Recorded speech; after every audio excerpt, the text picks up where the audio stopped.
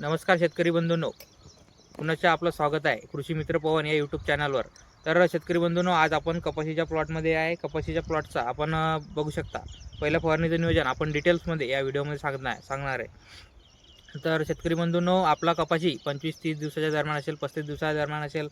आपण सुद्धा कपाशीच्या पहिल्या फवारणीचं नियोजन कशा प्रकारे करायला पाहिजे याचं नियोजन आपण पूर्णपणे बघणार आहोत. तर या दरम्यान आपल्या कपाशीवर ज्या रस शोषण करणाऱ्या किड्या, सकिंग पेस्टचा अटॅक या दरम्यान खूप मोठ्या प्रमाणावर सुरुवातीला होत असतो.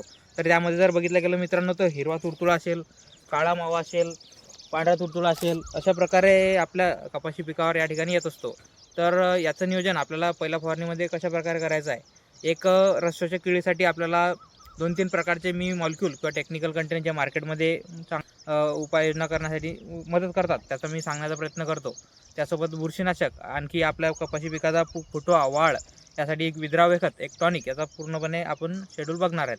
तर शेतकरी बंधूंनो, आपला जर प्रादुर्भाव थोडाफार असेल तर आपल्याला सुपर कॉन्फिडर, जे की बाहेर कंपनीचं मार्केटमध्ये मिळते, ज्याच्यामध्ये इमिडाक्लोपिड हा टेक्निकल कंटेंट आपल्याला या ठिकाणी पाहायला मिळतो. त्याचा वापर आपण 10 ml प्रति 15 लिटर पंपासाठी आपण या ठिकाणी करू शकता.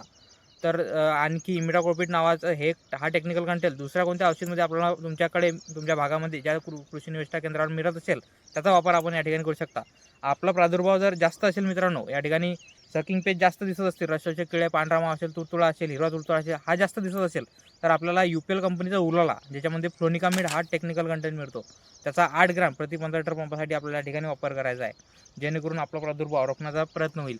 आणि याच्यापेक्षा थोडा जास्त प्रादुर्भाव आपल्या शेतामध्ये असेल, म्हणजे तो कशा ओळखायचा. आपला कपाशी पिकाचे पानं पूर्ण असे वाट्या झाले असतील, द्रोणसारख्या झाल्या असतील, पूर्ण पान वाकळ होऊन गेले असतील, जे की आपल्या पानाच्या खालच्या बाजूला जो हिरवा तुडतुडा असेल, काळा मावा असेल, हा त्या पानावर बसून रस शोषण करतो आणि पूर्ण पान हे वाटीसारखं करून टाकतो. असा प्रादुर्भाव जर आपल्या शेतामध्ये असेल आणि उघड्या डोळ्यांनी आपल्याला पूर्ण ते सकिंग पेज दिसत असतील, तर त्यासाठी आपल्याला एक कोरोमंडल इंटरनॅशनल कंपनीचं इनव्हिक्टो नावाचं औषध मार्केटमध्ये यावर्षी नवीनच आहे मित्रांनो, मागच्या वर्षीपासून उपलब्ध झालेलं आहे, ज्याच्यामध्ये निटे पायरापुरम 25% SP फॉर्म्युलेशनमध्ये आपल्याला या ठिकाणी मिळतो. तर त्याचा वापर आपल्याला 10 ग्रॅम प्रति 15 लिटर पंपासाठी आपल्याला या ठिकाणी करायचा आहे, जेणेकरून आपल्या पिकाचा जो सकिंग पेजचा अटॅक असेल, रसशोषक किड्यांचा, तो प्रादुर्भाव या ठिकाणी कमी होईल. त्यानंतरच मित्रांनो, या फवारणीमध्ये आपल्याला लक्षात घेण्यासारखी गोष्ट, आपल्या सुरुवातीची वाढ, जे कपाशी पिकाची सुरुवातीची वाढ असते, ज्याच्यामध्ये वाढ, शेंडा फुलणे, फुटवा, हिरवापणा,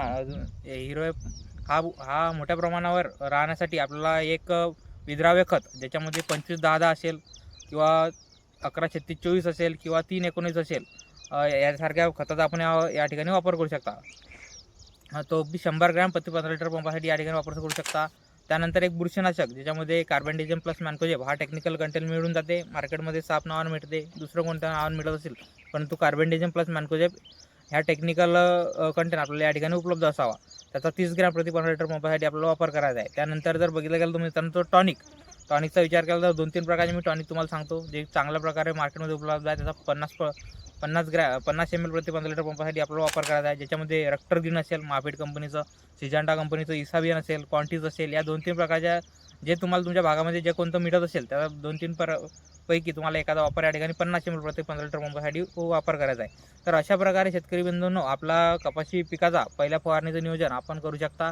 आपल्या भागामध्ये कोणतं औषध आपल्याला मिळतं याचा सुद्धा आपल्याला बघितणं गरजेचं आहे. आपलं पीक कशा प्रकारे आहे, कोणत्या स्टेजला आहे, आणि प्रादुर्भाव किती मोठ्या प्रमाणामध्ये आहे, याचं नियोजन करून आपण कपाशी पिकावर खर्च कशा प्रकारे कमीत कमी होईल आणि कशा आपल्याला फवारणीचा खर्च वाचेल हे बघून आपल्याला खर्च करायचा आहे. तर तुम्हीसुद्धा कोणत्या प्रकारे फवारणीचं नियोजन केलं आहे आम्हाला कमेंट सेक्शनमध्ये सांगा, आणि जास्तीत जास्त शेतकऱ्यांच्या व्हॉट्सअप ग्रुपला हा व्हिडिओ शेअर करा. भेटूया मित्रांनो पुढच्या यूट्यूब व्हिडिओ सिरीजमध्ये. तोपर्यंत राम राम.